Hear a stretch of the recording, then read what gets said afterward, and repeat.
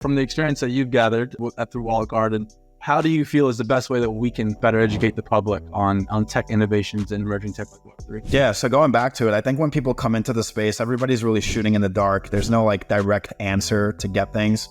And that's why we take education first and foremost in Walled Garden. Separate from the browser extension and all the tooling, the first thing that we want to talk about is education. And that education being your Web2 security. So a lot of people don't even consider security when they're jumping into Web3, and we're expecting them to self-custody.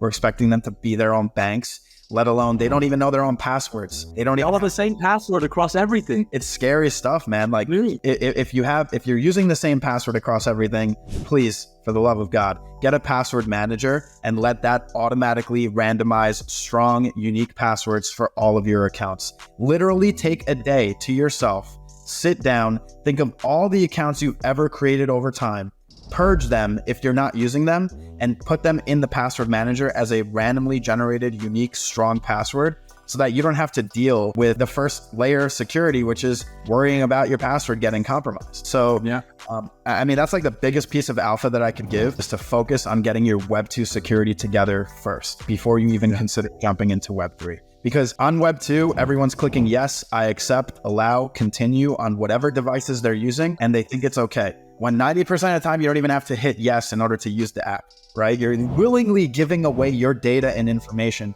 because you just don't want to read a sentence. That's scary. You do that in Web3, you're finished. You're not coming back. You're not saying, oh yeah, I'm calling up my credit card company. I did something by accident. Give me the money back. There's no phone number for Ethereum. There's no phone number for Bitcoin. It's not going to happen. So to be able to realize our mistakes in Web2 is super important. And to be able to have that set up the right way before you even jump into Web3 is what we're talking about in a lot of Twitter spaces, what we're talking about in a lot of educational content. And I think that's what's really missing is that prerequisite stuff before you can actually enjoy using this technology.